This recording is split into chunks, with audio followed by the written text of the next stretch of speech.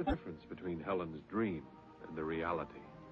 There'd be quite a difference between living with the dream Joe and the real one. Their honeymoon at Six Flags is going to be real fun. Hey, Joe. Ah! It needn't have happened at all. You could have married me. Look at this button I found in the collection plate. There are many days in the years left for Joe. Too many. For George Price, there are fewer. Hey, you dead yet? And the days George does have left are embittered days. Flavorless. Futile. Get off my land, you pious son of a... For George, the sound of that approaching car, as it nears the house across the street, prods back into his memory. A scene he has fought to erase. But then so does every other sound. A scene he cannot forget. Well, he's having a great day. This is Lenny Bellows, the boy across the street. The boy who once was like a son to George. Just across the street, where every day George can't possibly help seeing him. Better go buy some salt pellets. Every day, George remembers. When he was good friends with Dean Rusk. George remembers how it was in the happy days with the Price and Bellows families. Eating sandwiches. Fred Bellows, Lenny's father, and George. Good neighbors, good friends. And Michelob. They'd spend hours figuring the fun they'd have on their retirement pay. Whee! The trips they'd take together. The wonderful places they'd see.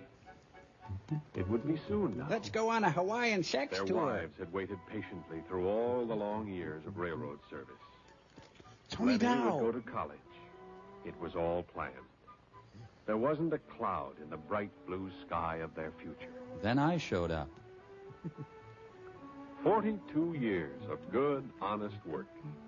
George was proud of those years. George. Proud of the strength and stamina that had kept him going.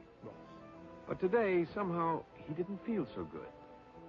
And when it was time to go back to work, George wondered whether he was going to be able to make it. George, you're hilarious. Funny, these last few weeks, he hadn't been quite up to snuff. Diarrhea is like a Nobody stone. noticed.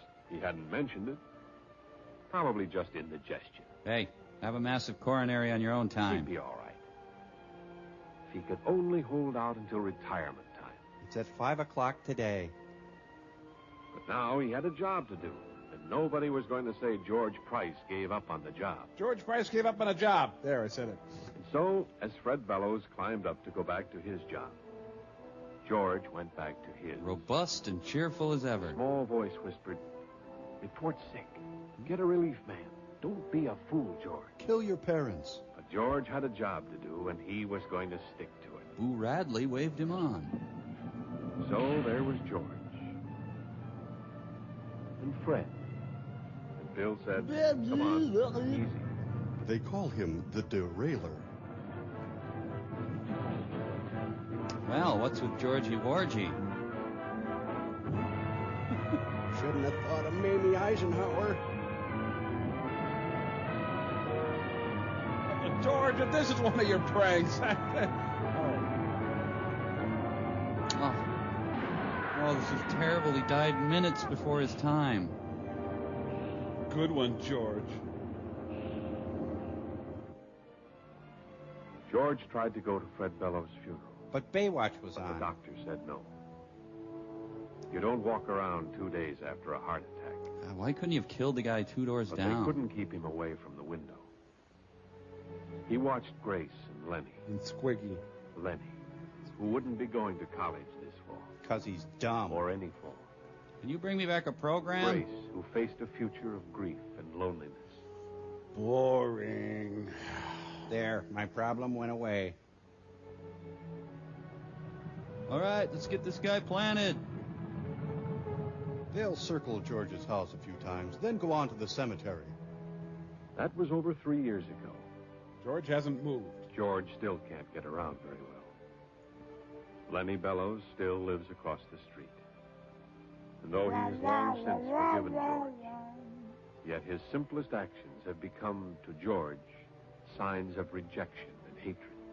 You know, staring off into space hasn't been as exciting as I thought it would be. And there George Price is doomed to stay. Across a little street, 1,000 miles wide. Now, let's get to the dismemberment. As I said before, most of my congregation are railroad people.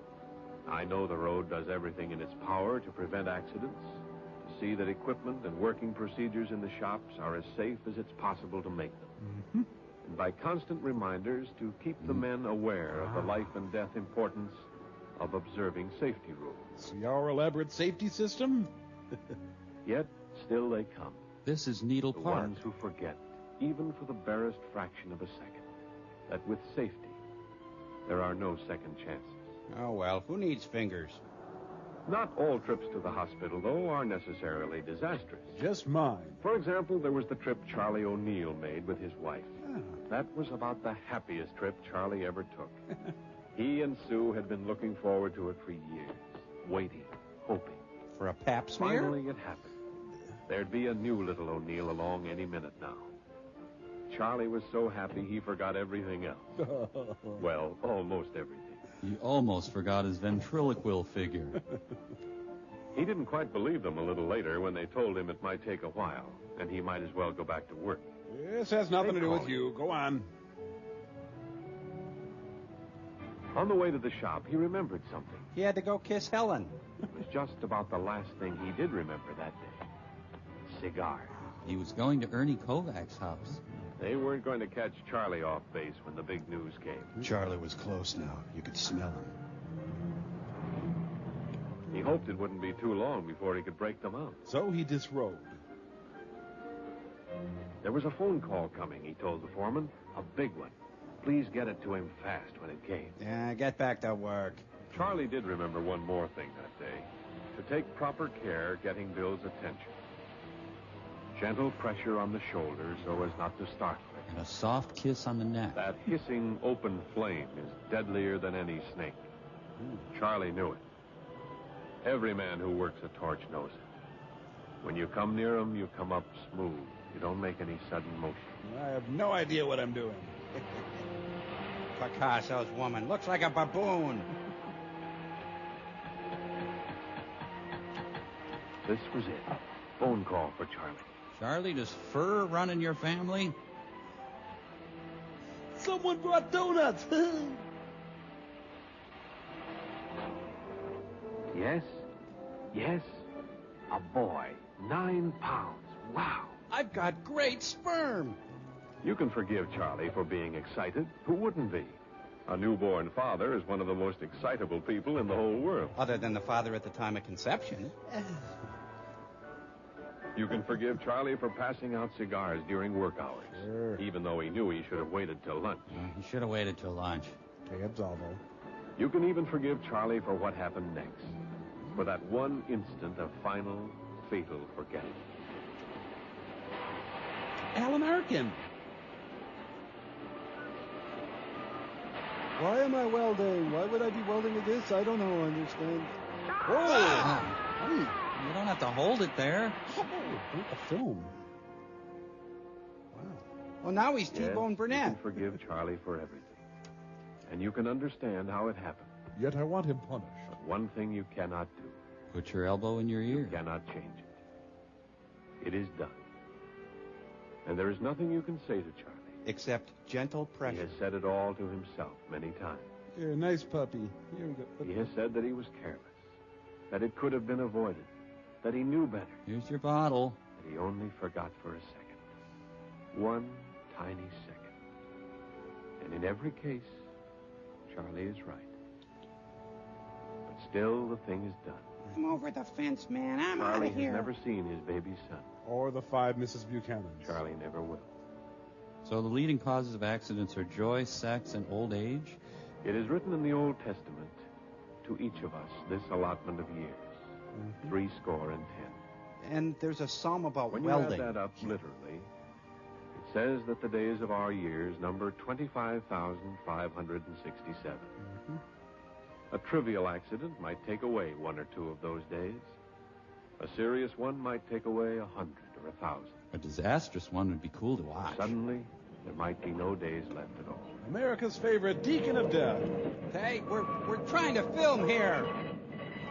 The Lord has allotted them.